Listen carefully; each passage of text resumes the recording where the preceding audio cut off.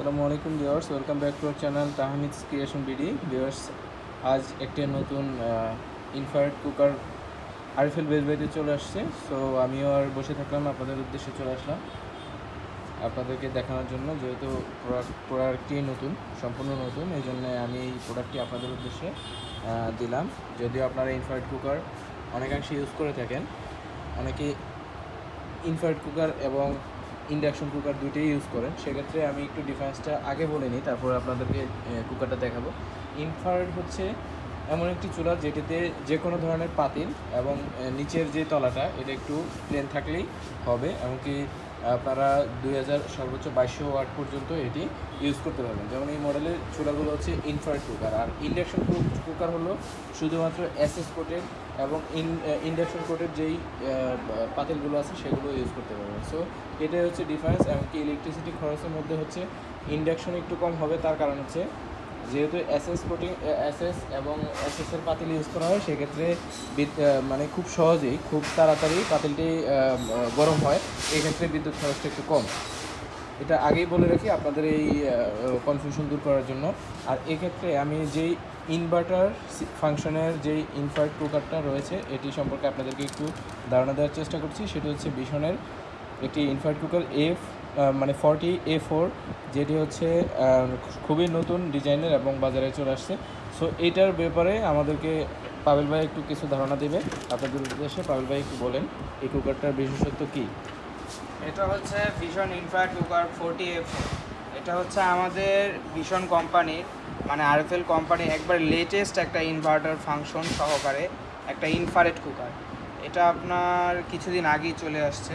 এটার ওয়াটটাও হচ্ছে 22 ওয়াট। আগের যে চুলাটা আপনারা দেখেছেন এটাও আমাদের কাছে এখন আছে ইনভার্টার ফাংশন সহকারে, এটাও 22 ওয়াট। সেম এটা সিকুয়েল ভার্সন হচ্ছে এটা। এটা হচ্ছে আপনার 2200 ওয়াট। এটা সেম সিকুয়েল থাকার কারণে এটাতে আপনি অ্যালুমিনিয়ামের হ্যান্ডেল, অ্যাসেসের বডি সব কিছুই থাকবে। এছাড়াও আপনার এয়ার কুলার থাকবে। তাছাড়াও আপনার এটাতে আপনি 10 কেজি পর্যন্ত ওয়েট দিতে পারবেন।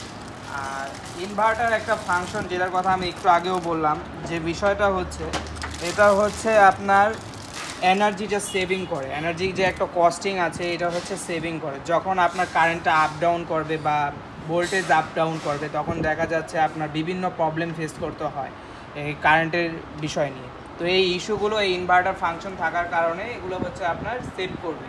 আর এছাড়াও আপনার যদি আপনাদের এই ইনফ্রারেড কুকারগুলো রাফলি ব্যবহার করেন, সেক্ষেত্রে হচ্ছে মাসে 600 থেকে 700 কিংবা 500 থেকে 600 এরকম বিল আসে, যেটা এলপি গ্যাস থেকে বর্তমানে সাশ্রয়। আমাদের ম্যাক্সিমাম কাস্টমার হচ্ছে যারা এলপি গ্যাস ব্যবহার করে তারা ইনফ্রারেড কুকারগুলো বেশি ইউজ করতেছে। আর এছাড়াও এটা টানা 4 ঘন্টা চালানো যাবে। 4 ঘন্টা চালানোর পর 20 মিনিট ওয়েট করে আবার টানা 4 ঘন্টা চালানো যাবে। একটানা চালানো যাবে না? হ্যাঁ, একটানা চালালে সেক্ষেত্রে একটু প্রবলেম হতে পারে। আর আরেকটি কমপ্লেন পেলাম, যেমন আমরা এই অংশটা অনেক সময় পাতিল দিলে যেমন আমরা একটু স্ক্র্যাচ বা দাগ থাকে, মানে এটা কি পুড়ে যাওয়ার মতো মনে হচ্ছে। সেক্ষেত্রে আপনার মন্তব্যটা একটু জানতে চাচ্ছি যে এটা কেন হয়। অ্যাকচুয়ালি এটা তো গ্লাস, দেখা যাচ্ছে পাতিলাতে অনেক সময় ময়লা থাকে আর এটা নিট অ্যান্ড ক্লিন করা হয় না সব সময়, যার কারণে এই সমস্যার সম্মুখীন হতে হয়। দেখা যায় আপনি রান্না করার পর রান্না শেষ হয়ে গেল, তারপরে গ্লাসটা গরম অবস্থায় কখনো ক্লিন করা যাবে না, সেক্ষেত্রে গ্লাসের টেম্পারটা কমে যায়। এটা ঠান্ডা হওয়ার পর নরম কাপড় দিয়ে বা নরম ডাস্টার দিয়ে এটা ক্লিন করে নিতে হবে, যার কারণে দেখা যাচ্ছে এই গ্লাসের যে স্ক্র্যাচ এগুলো থেকে আপনি বিরত থাকবেন এবং যে পুড়ে যাওয়া যে ময়লাটা ওইটা থেকে বিরত থাকবে। বা খেয়াল রাখতে হবে যে খাবারের যেন কোনো অংশ না পড়ে। আচ্ছা, এটাই খেয়াল রাখতে হবে। এমনকি গরম অবস্থায় এটা পরিষ্কার করা যাবে না, না, ঠান্ডা কাপড় দিয়ে ক্লিন করা যাবে। হচ্ছে ক্লিন করতে হবে। এর ক্ষেত্রে কোনো কিছু দিয়ে ঘষা যাবে না, সেক্ষেত্রে গ্লাসে স্ক্র্যাচ পড়বে। হ্যাঁ, স্কেচ করা। আচ্ছা, ধন্যবাদ। অনেক কিছুই জানলাম। এখানে ফাংশনাল জিনিসগুলো আপনারা যখন ইউজ করবেন তখনই আসলে বুঝতে পারবেন। এমনকি আপনারা যে কোনো আরএফএল বেসবই শোরুম থেকে এটি পারচেস করতে পারবেন। বর্তমানে আমি আছি হাসনাবাদ আউটলেট, যেটা হচ্ছে সাউথ ক্যানিগঞ্জ, ঢাকাতে অবস্থিত। সো ভিউয়ার্স, আপনাদেরকে ডেসক্রিপশন বক্সে ফোন নাম্বার দিয়ে দিব, যে ক্ষেত্রে আপনারা এটার সাথে মানে কমিউনিকেশন করে আপনারা এই চুলাটি সংগ্রহ করতে পারবেন। এটার বর্তমান প্রাইস কত? এটা হচ্ছে আমাদের আগে যে প্রাইস ছিল এই যে 40A3, এটা হচ্ছে 4950 টাকা। আচ্ছা, এটা যেরকম ফিচার আছে সেম টু সেম এটাতে সব কিছু আছে, কিন্তু এটার প্রাইসটা একটু কমিয়ে নিয়ে আসা হয়েছে। এটা হচ্ছে 4590 টাকা এখন বাজারে পাওয়া যাচ্ছে। আচ্ছা, 4590 টাকায় এটা যে কোনো পাবেন। আর এটা হচ্ছে বর্তমানে এটা প্রাইস কত এটা বললেন? হচ্ছে 4950 টাকা। 950। আর এটা যেটা দেখতে পাচ্ছি আমরা, এটা হচ্ছে 2000 ওয়াট প্লাস্টিক বডি থাকবে।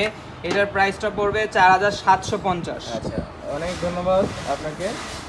তো ভিউয়ার্স, সবাই আশা করছি ভিডিওটি আপনাদের ভালো লেগেছে।